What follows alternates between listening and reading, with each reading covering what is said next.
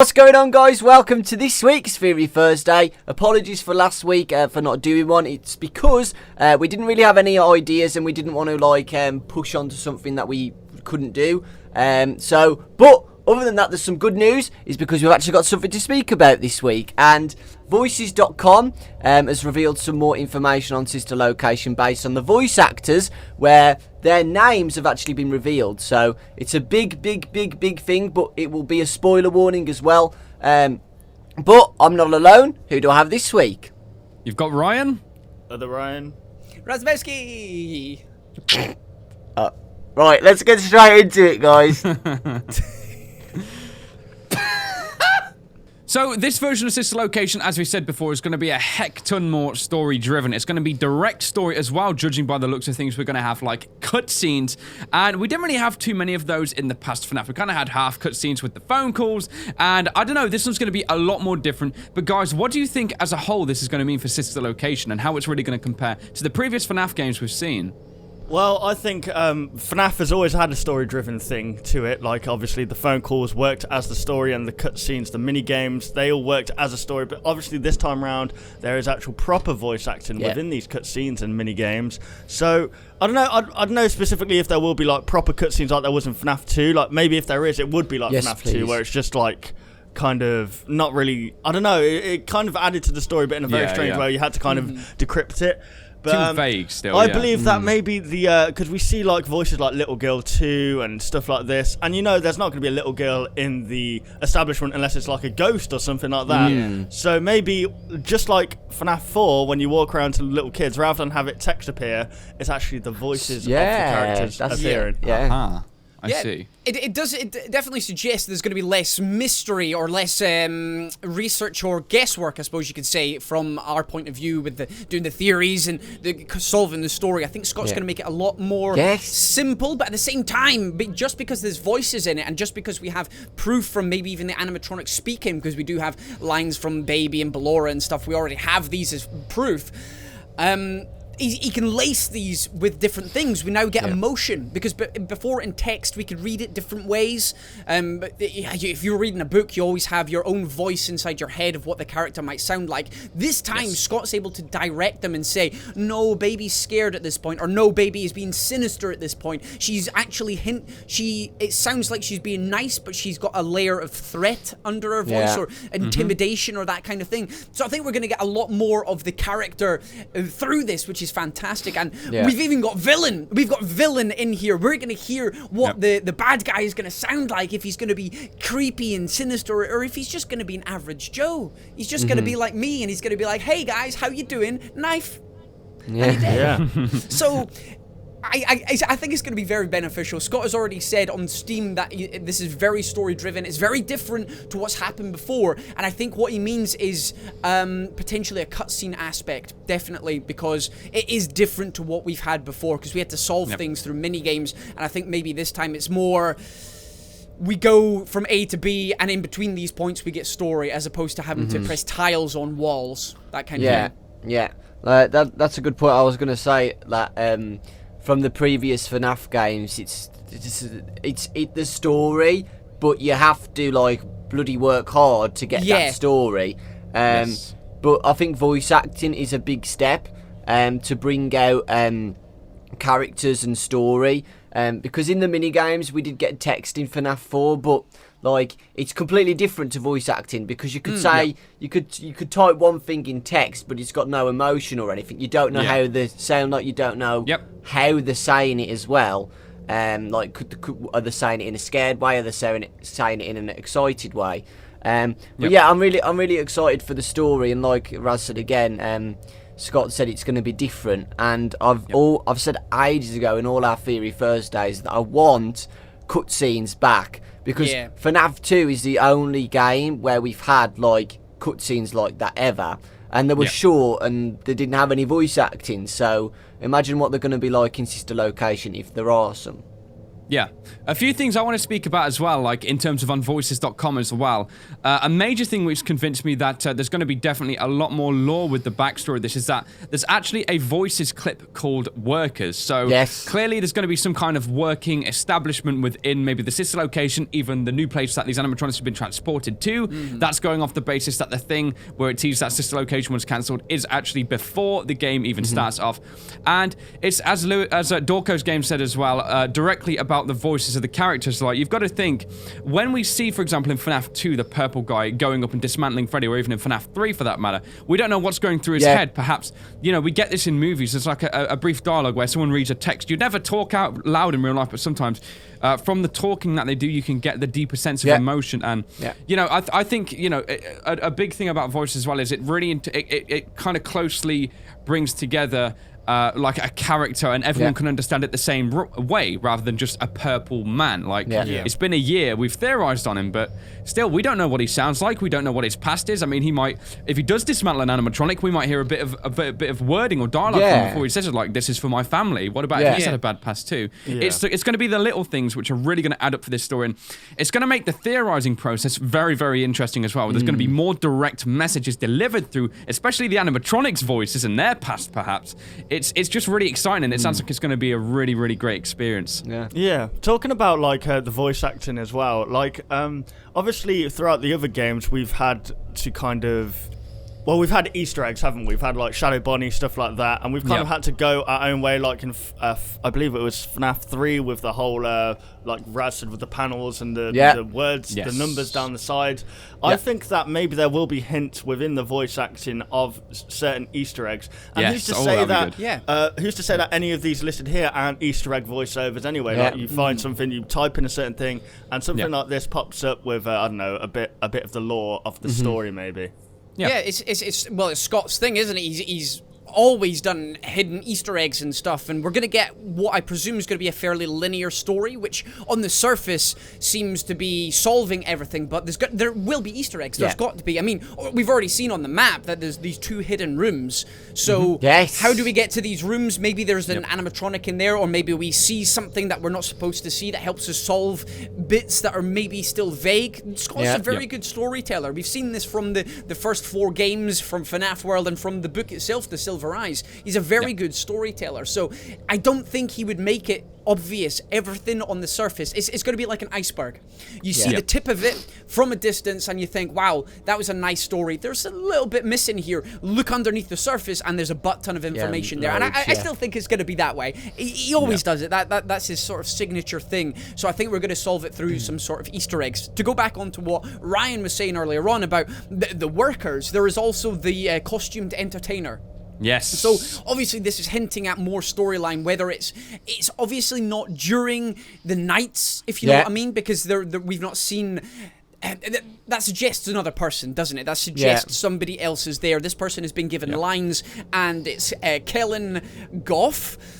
Sounds like a female's name, but I don't know 100%. I don't know on that. If it was like Jeff Goff, then I'd be like, that's a male. But Kellen, that could be male or female at this point, and they've obviously got a significant enough line to say something.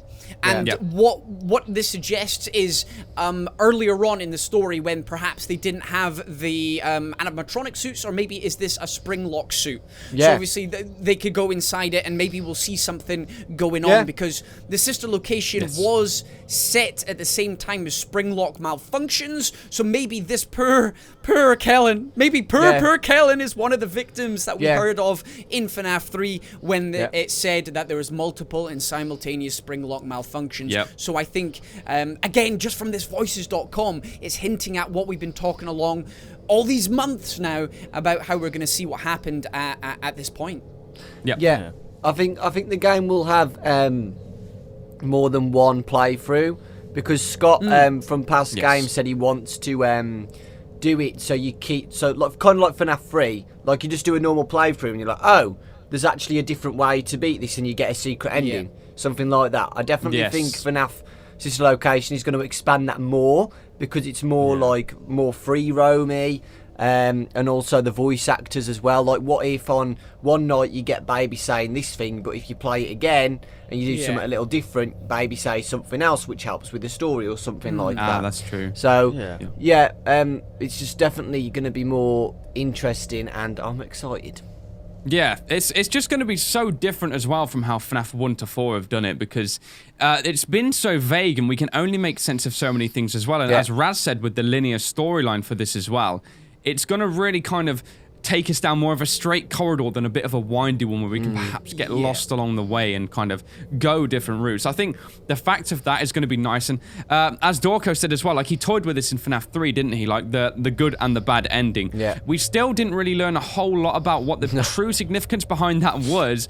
But maybe things like this will be explained. And maybe Sister Location will also serve as like the gateway between the unexplained things in the past games. You know, we still got like Fredbear and Friends 83. Yeah. Everyone got so confused with that one, and he said as well, which I find this part really, really interesting, the fact that he did make a Steam post in regards to someone asking if there was potentially going to be a sequel, and he didn't say no, but he also didn't say that there's looking like there's going to be one planned. Because as of current, there's not one planned. So even if this does answer all of the questions, it seems like Scott's going on a basis as of if people enjoy the way this game went. Yeah. Because I think there's still going to be, regardless, because it's what makes FNAF so good, he's not going to answer everything. He's maybe going to leave a small thing, which is going to grow. Yeah, which is going to grow over time. He might tease this on Scott Games, and this is how the seed is planted for maybe a sequel if Scott thinks the first one did as good as he wanted it to. Yeah. Well, I was just thinking, we're looking at this, voices.com. I mean, he has really taken his time with this. I mean, the first voice starts off in February of 2016,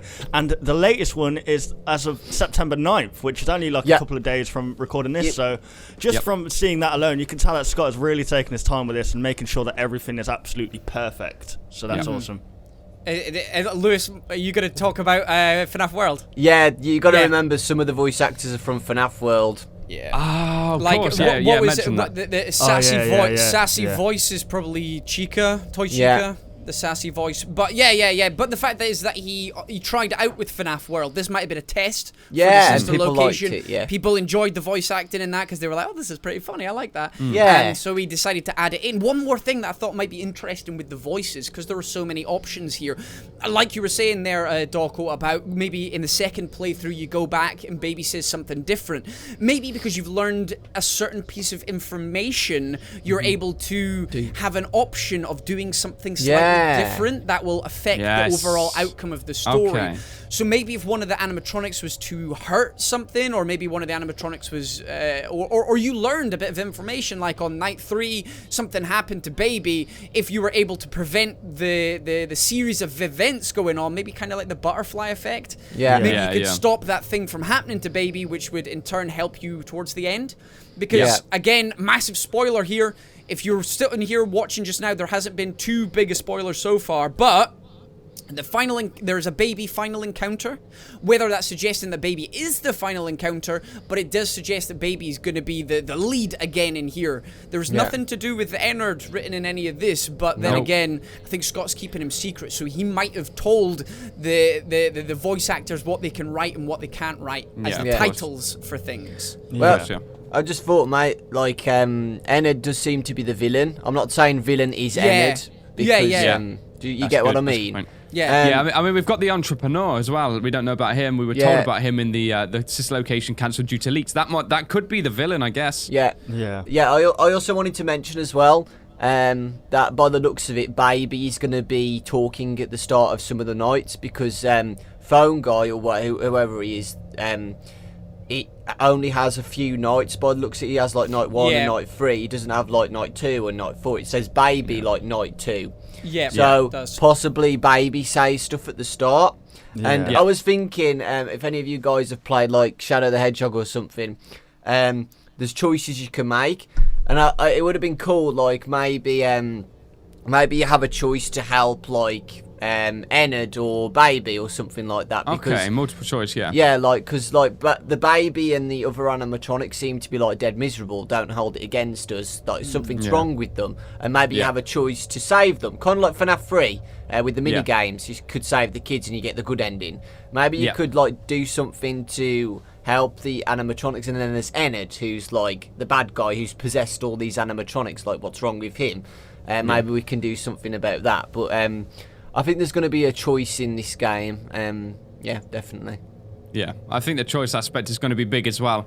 Because, yeah, there is so much still unexplained, and if Scott is really working this, he says it's going to be a completely different playing experience to the other FNAF games, and we have to really take that as the regard. I mean, when you think about it, FNAF 2 took him 87 days to put together. Granted, he had some of the models and things like that already prepared, but he's really spent a lot of time on this. It's been close to, or is it maybe even over a year since the last FNAF, at least game, like horror game. We did have the Halloween update, of course, but it's been so long, and he has really been working hard on this one. You can tell he did FNAF World Update 2, which slightly entwined this as well. So it's leading up to something big, and I think it's going to be very exciting, the outcome, really regardless of how long it takes him to complete. One final thing I want to touch on is that there are actually 2 final encounters written on this site. There's one baby final encounter, and then there's a final encounter text.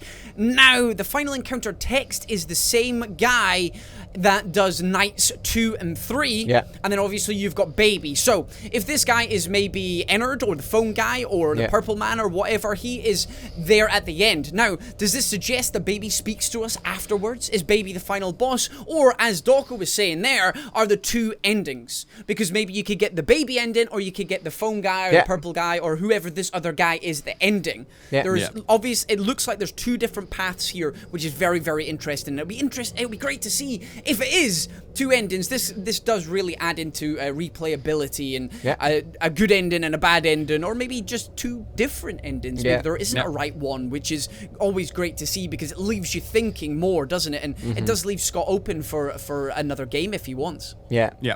It could. The only thing I can think about this being as well is that maybe like on night 5, the text ending is probably the ending of the story. But if we beat like 720, then that is the baby final. Yeah, well, that's that could be the other thing. But I think likely it seems like we saw much more in the update 2 of FNAF World as well. There was like 4 or 5 endings. He's been toying with that for a long time. He's building up. I think this game's going to have multiple endings because he doesn't want it to be a one-time playing experience.